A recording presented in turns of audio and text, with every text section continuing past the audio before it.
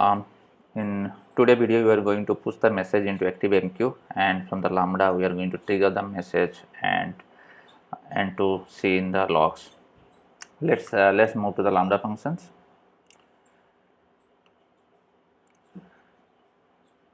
So here is my Lambda functions. Let me just look into the code level if anything I need to add. Yeah, so we are not logging anything. Let me put a message console.log json.stringify. I'll put this event. Okay, so we can see this message in the CloudWatch log once the message is processed from the ActiveMQ. Let's deploy this, and let me go to the ActiveMQ. Other things looks good as we already set up in the previous videos. So we have created MyFastMQ. Just look into the MyFastMQ. So there will be let's see the consumers. So you could see a few consumers it's already added.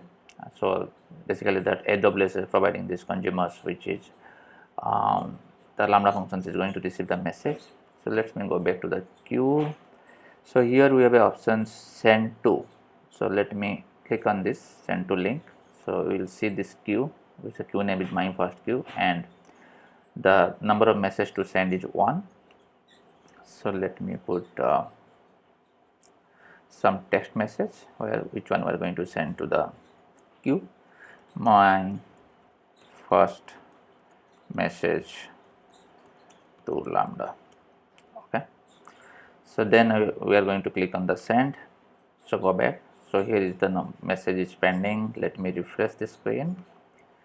So message is consumed. Let's go back to the active Lambda. So here we will go to the monitoring sections. Let's go to the CloudWatch logs. So let me see the latest logs. We'll go to the latest logs. So let's see. Yep. So if you could see the log groups here, we could see some messages. So let me look into this second one. So here you could see this is the message which is coming from the ActiveMQ, and with all these details you could see that the queue name it's MyFastActiveMQ along with this message ID and other details. And if you see that what is the queue name, it's MyFastQ, and here is the data. If you could see the data is in encrypted format.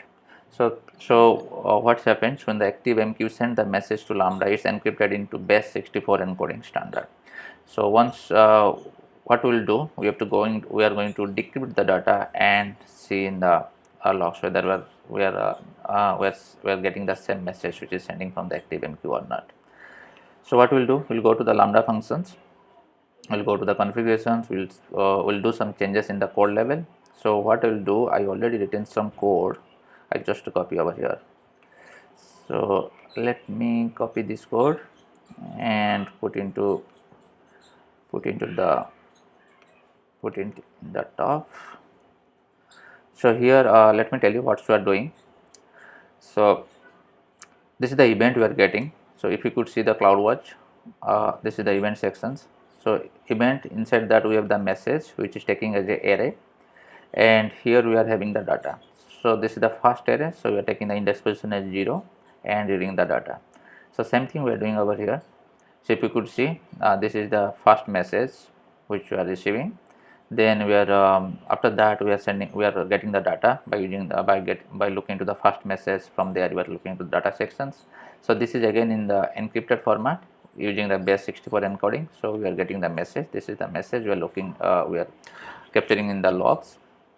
Then you have the base64 string which I declare a variable where we are sending this message. Then this is the method buffer.from. We are putting in the base64, getting the buffer objects, and from the buffer objects we are passing it with a wait to get the decoded string, and here is the decoded string. So let me deploy these things. Now what I will do, I will go to the ActiveMQ. Again I will send one more message. Let me remove this. My second message to Lambda. Let me send this message. Okay, it's already in the queue. Let me refresh it. Yeah, it's already consumed. You could see it's in the real time, so it's a fraction of seconds where the Lambda is receiving the message. So it's already deployed. Let me go to the CloudWatch logs. Let me go to the log groups. We'll see the latest one. Okay, I have to go into the, again, let me, without looking over here, I'll go over, I'll go to the monitoring section. Here I'll go to the CloudWatch logs, so it will take me directly to the log group. Yeah, just be a minute, it is loading. Yeah, so I could see the I could look into the latest log group, which is captured over here. Let me look into the message. So if you could see, this is the message which you received, and it's in the encrypted format. Let me go to the over here. So if you could say the queue message is this one, this is in the base 64 encoding. Now we will go over here. So my second message to Lambda, if you could see, this is the decoded message to string, my second message to Lambda, which we have sent through ActiveMQ. So if you could see the sorry, if you could see the configurations, so this is the decoded message string which we are putting into the console. So this is the same over here. So my second message to Lambda. So in this way we can push the message into ActiveMQ, and from the Lambda we are going to trigger the message. So so in this video, in this whole sessions we displayed how to push the message into queue, and from the Lambda how we can trigger the message in a serverless way in the real time. And also we discussed what are the things we are going to involve. We configure the secrets manager, we configure the KMS, we configure the CloudWatch, and we trigger the event, and it successfully triggered, and we could see the message in the console. So this is the architecture which I think most of the applications are using when they are migrating from different MQ softwares to the ActiveMQ. And if they are going through the serverless way, I think this is the best way they can go through the Lambda functions, and from there they can communicate with as per their architecture of the applications. So thank you very much.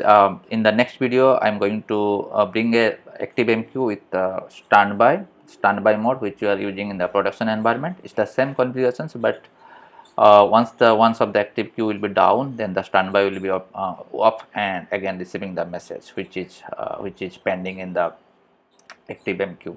So I'll push some more messages and see how it's going to work. So keep tuning. I'm going to bring the next video with real time in production environment. So thanks for watching, and see you in the next videos.